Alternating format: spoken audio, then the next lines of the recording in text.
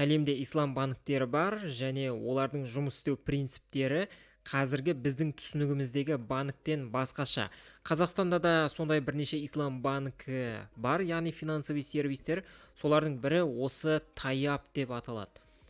Енді бұның басқа біз қолданатын банк карталарынан, енді бұлардың карталары бар, сол банк карталарынан қандай айырмашылығы бар, қандай преимущество бар, біз соларды қарастырып көрейік. Бұл мобильді қосымша, мына жерден скачать етіп алуға болады, iOS-қа және Android-қа бар. Тіркелгеннен кейін стандартты басқа банктерде жаңағы бетіңіз сканерлейді, одан кейін жеке карта ашуға болады виртуалный түрде қысқа уақыттың ішінде. Бұның жұмыс істеу принципі қарапайым, яғни бастап кету жағы өте оңай. Бұның енді исламский банк деп тұр, бұның басқа банктерден айырмашылығы қалай? Бұл шариғат талаптарына сай деп жазылған. Бірінші біз басқа банктердің жұмыс істеу принципін қарастырайық. Басқа кез келген банктер, ол Каспий болсын, ол Жусан болсын, ол Халық банк болсын, олардың жұмыс істеу принципі мынадай. Біз ол жерге ақша сақтаймыз, мысалға Каспий Голдта болуы мүмкін, немесе любой картада болуы мүмкін, депозитте болуы мүмкін, разница жоқ. Ол ақшаны банк алады да басқа адамдарға оған сол ақшамен кредит береді. Мысалға жылына 30% немесе 25%. Даже депозитке сақтағаның өзінде бұл 15% болса, үстінен банк өздерінің бір 10-15%-ін көреді.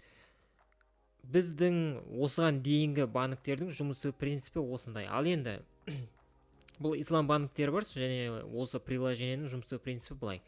Бұл жерде біздің картамыздағы ақша банк тарапынан қандай да бір процент арқылы табыс табу үшін қолданылмайды. Яғни біздің ақшамыз басқа біреуге кредит ретінде берілмейді деген сөз. Енді мына жердегі сөзді қарастыратын болсақ, бұл былай. Мынау Таяп бар, немесе басқа кейбір қосымшалар болуы мүмкін банкпен байланысты. Олар қандай да бір банктың қызметін қолданады. Яғни соларға досты болады, солармен бірге жұмыс жасайды. Бұл жерде әңгіме сол туралы болып тұр. Бұның жұмыс істеу принципі осындай, осы приложенияның. Одан кейін штраф және пения жоқ. Одан кейін қосымша қандай да бір біздің шотымызда ақша болатын болса, оған ешқандай процентный вознаграждение жоқ. Яғни депозит, сол сияқты дүние жоқ.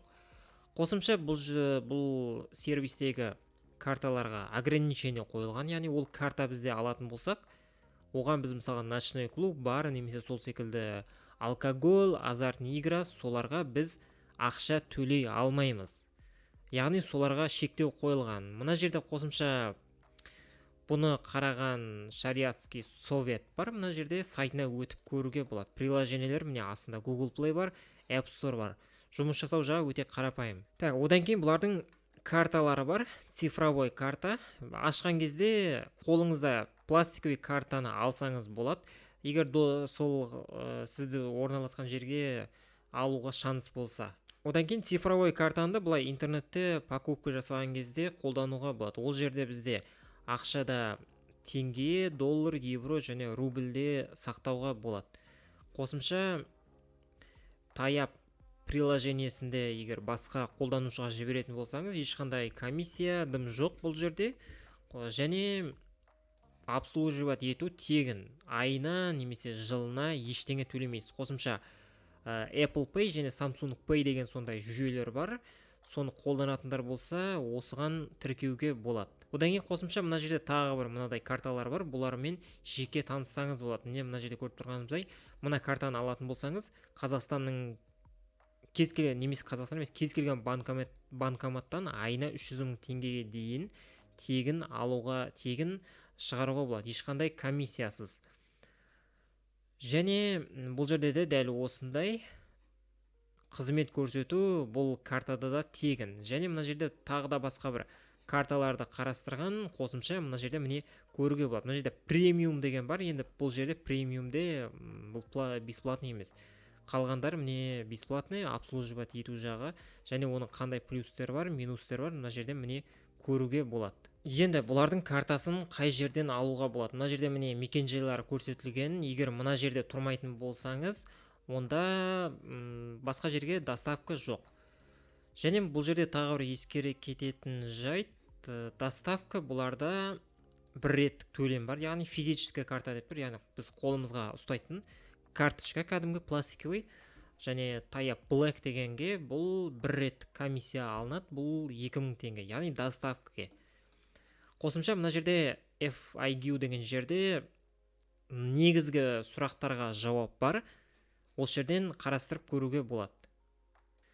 Жаңа айтып кеткеніміздей, бұл жерде айына 300 000 теңгеге дейін алу ешқандай комиссиясыз, және бұл жерде жазып қойған бүкіл әлемнің кез келген жерінен.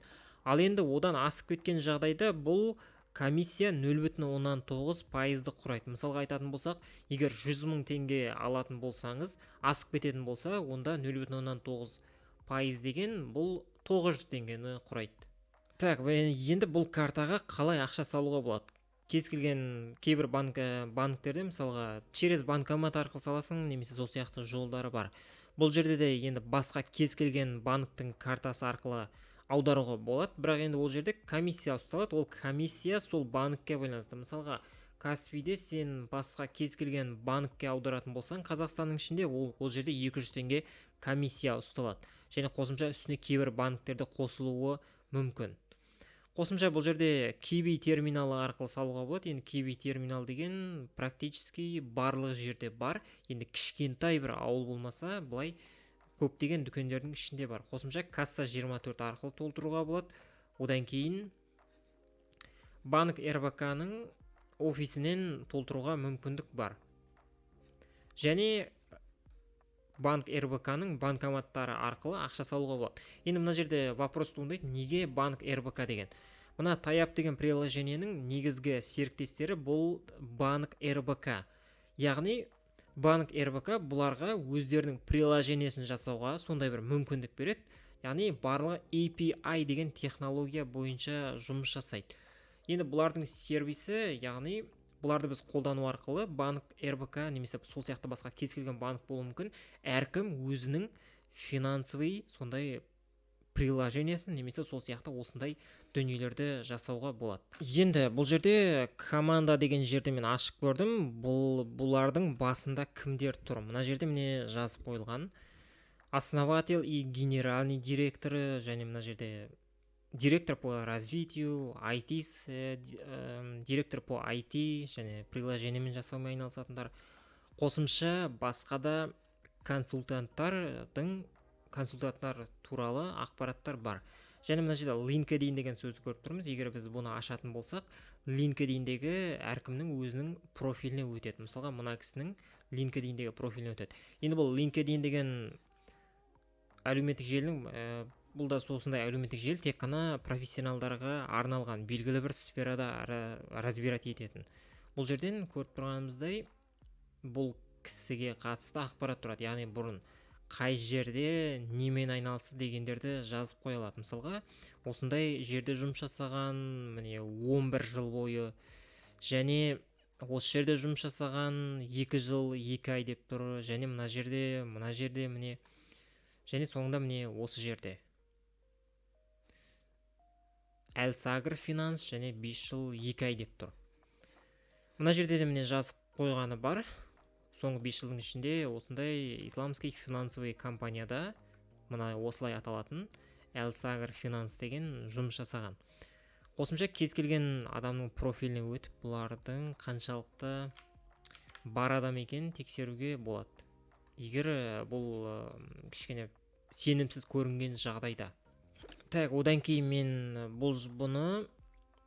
бұлардың ин номері бойынша, яғни ин номері деп қойып, бин номері бойынша мына данныйларын қарап көрдім. Қашан тіркелген, қай жерде, және осыған қатысты қосымша ақпарат көрсетеді. Так, мына жерде информация шықты. Компанияның аты Таяп Централ Азия ЛТД, және мына жерде руководитель Успанов Данияр деп тұр, яғни мына кісі. Так, қосымша тіркелген уақыты 2020-ның 6 айының 17-сі. Және енді бұл Қазақстан аумағында жұмыс жасайтын адамдар саны 6 мен 10-ның арасы. Бұл енді жаңадан бастап жатқан сервис болғандықтан деп ойлаймын. Және қосымша примерно годовой выручка, примерно бұл сервис көрсетеді, және налоговый отчисление бар. Әрине кейбір банктермен салыстырғанда ол вообще ештеңе болмауы мүмкін. Себебі бұл енді дамып келе жатқан сервис. Мен кейбір жерлерден бұлардың рекламасын көрдім, уже бұларға реклама кетіп жатыр. Енді алдағы уақытта әрине қолданушылар санына байланысты бұл өзгеріп отырады. Және бұл жерде қосымша рисктерді шығарып береді. Ешқандай санкция жоқ, әртүрлі штраф мына жерде көріп тұрғанымыздай жоқ. Так, банкрот болуы мүмкін, немесе банкрот болайын деп жатқандардың реестрінде, яғни списігінде жоқ. Мына жерде көріп тұрғанымыздай жоқ.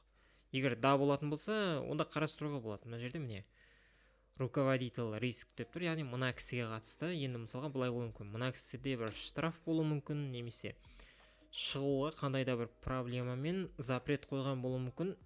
Әрине ондай жағдайда күдікті болып көрінеді, бірақ мына жерде көріп тұрғанымыздай ондай ештеңе жоқ. Енді мына сервистің өзінің шығарып тұрғаны